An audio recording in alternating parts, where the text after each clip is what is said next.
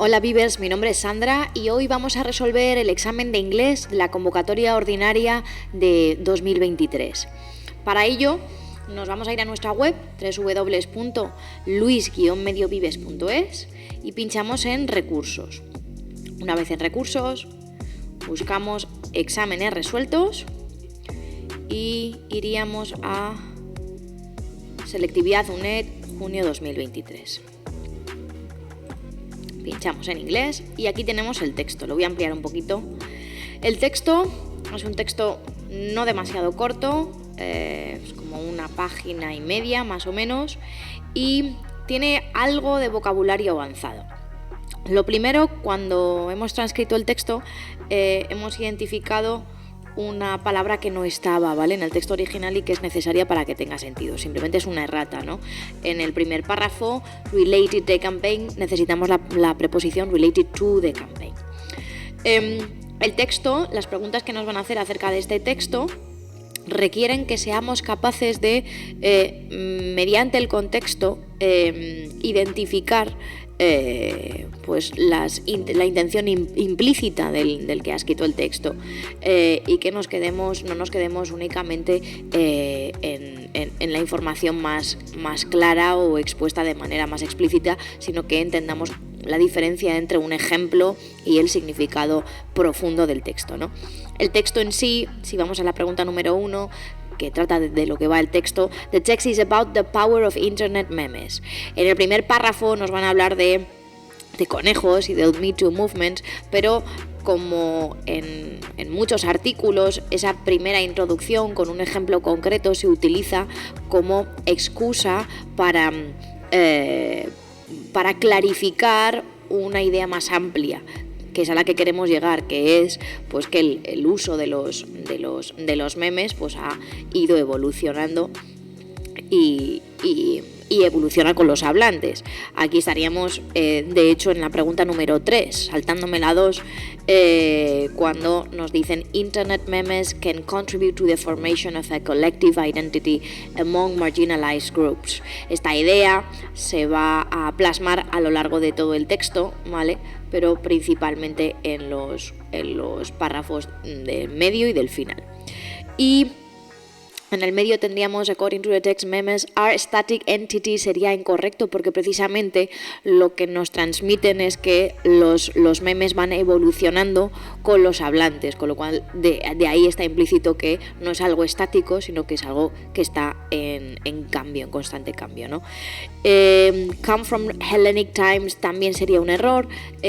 Nos van a hablar del griego para el hecho de en qué se basan para crear esa palabra, pero nos dicen que ese término, el término meme, se acuñó en el libro de 1976, The Selfish Gene, ¿no?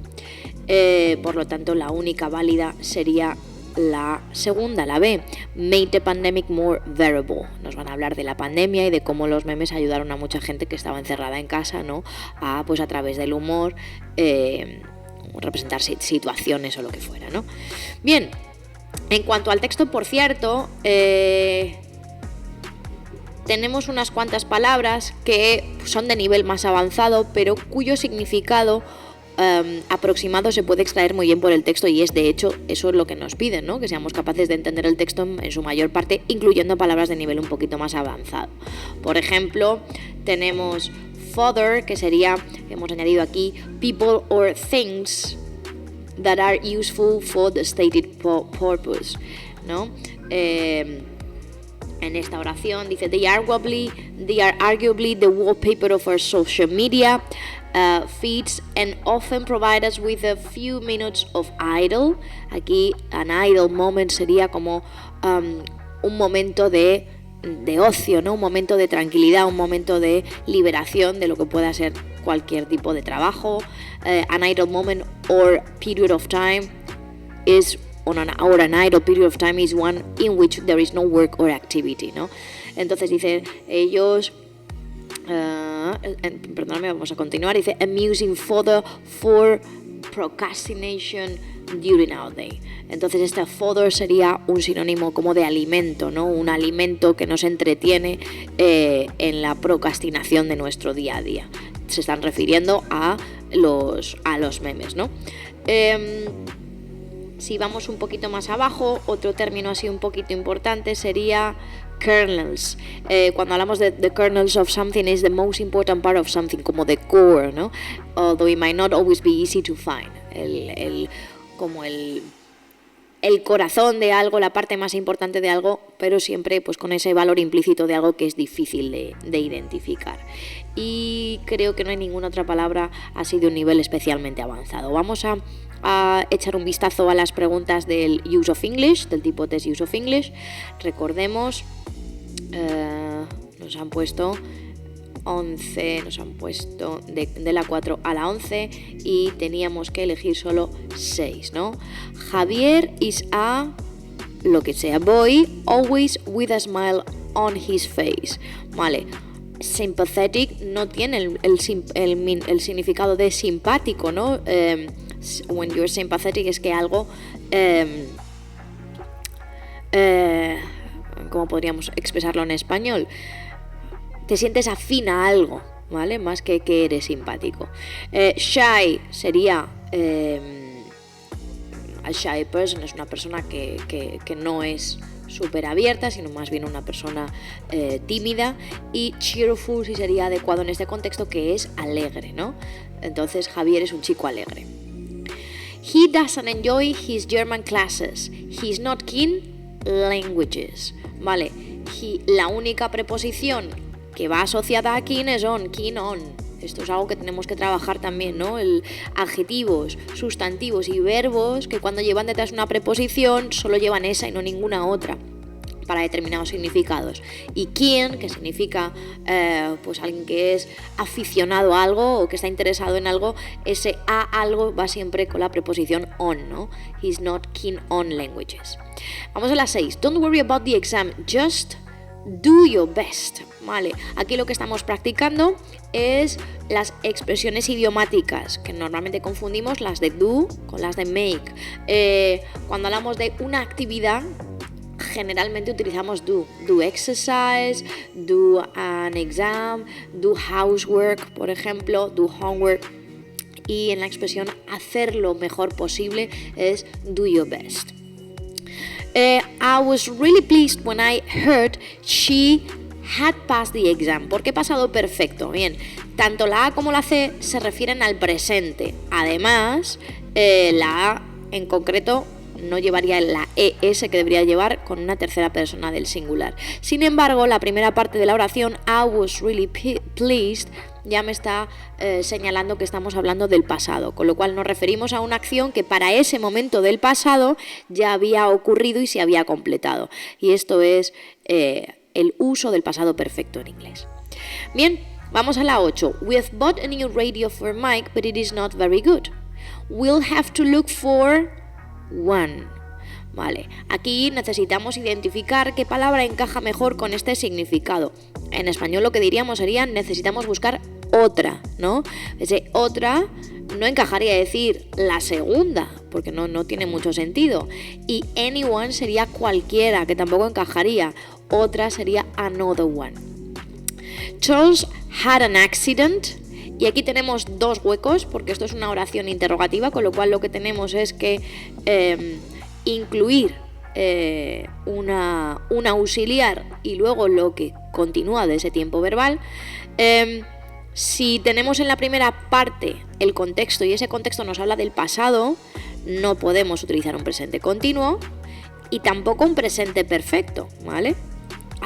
Ha conducido él demasiado rápido. Necesitamos un tiempo verbal que se refiera a algo que había estado ocurriendo de determinado modo hasta ese momento en el que ocurrió otra cosa en el pasado.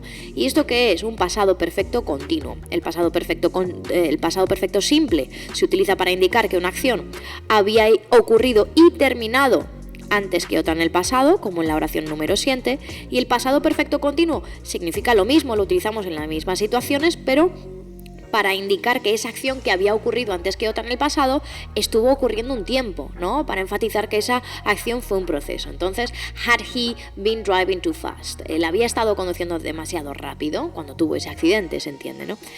Vamos a la 10, dice, my older sister, who has 4 children, y aquí nos falta algo, is a musician. Entonces, tenemos que completar esta oración subordinada non-defining, ¿no? Esta oración aclarativa. Dice, mi hermana mayor, que tiene 4 hijos, y lo que yo añada tiene que transmitir algo que tenga sentido, que es propios, ¿no? Of her no tendría sentido. En cualquier caso, la expresión sería of hers, ¿vale? Pero tampoco tendría sentido. Of own tampoco. Own siempre tiene que llevar delante el adjetivo posesivo, ¿no? El determinante posesivo. Con lo cual, como nos referimos a mi hermana, of her own. Y vamos a la última, que se refiere a sinónimos o palabras que transmitan un significado parecido. Me dicen which word means the same as however. However es un conector de contraste, que significa sin embargo. Also y moreover son conectores de añadir información, con lo cual no tienen nada que ver. Sin embargo, nevertheless, que tiene un uso ligeramente distinto, sí que significa o sí que me transmite contraste. Nevertheless lo traducimos como no obstante y however como sin embargo, ¿vale? Simplemente nevertheless es un poquito más formal, pero vamos, los dos son muy parecidos. Y vamos por último a comentar los ensayos que os pedían o las 2 opciones de ensayo que teníamos, ¿no? Teníamos que elegir uno, igual que en este Use of English, teníamos que elegir solamente 6 opciones, ¿vale? Solamente 6. Bien, pues technology is making communication easier in today's world, but at the expense of personal contact. To what extent do you agree and provide ideas from your own experience of life? La tecnología está haciendo que la comunicación sea más fácil en el mundo actual, pero a costa del contacto personal. ¿Hasta qué punto estás de acuerdo? Suministra ideas, provee ideas desde tu propia experiencia vital.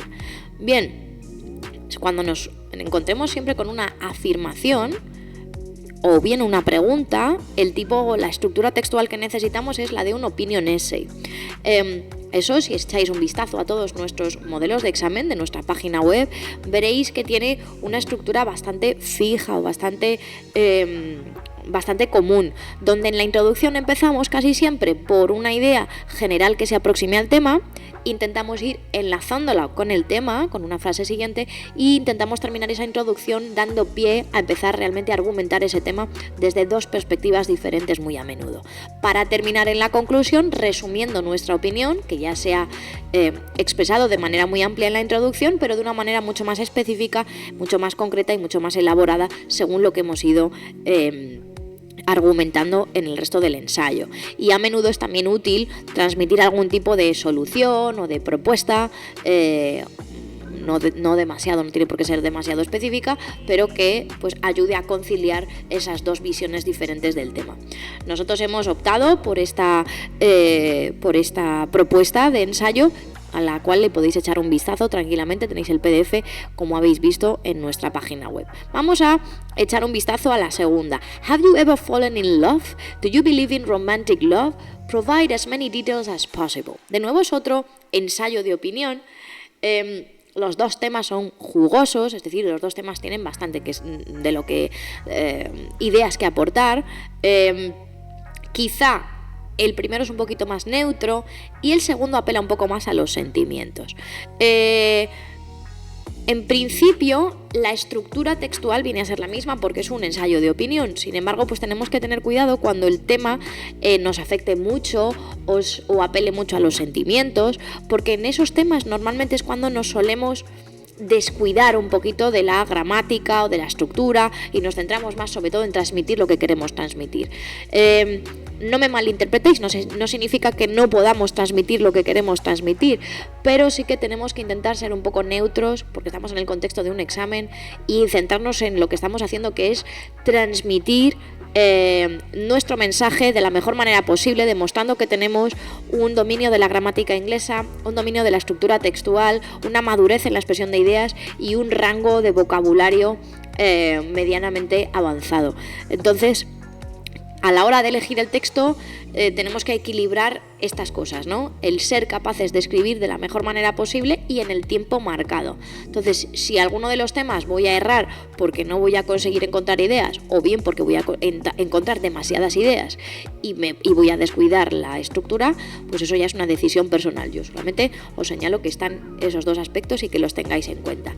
Los dos temas sencillos, en mi opinión, no son temas muy complicados, y espero que este examen os haya resultado útil y a los que lo habéis hecho que os haya salido de la mejor manera posible. Un saludo.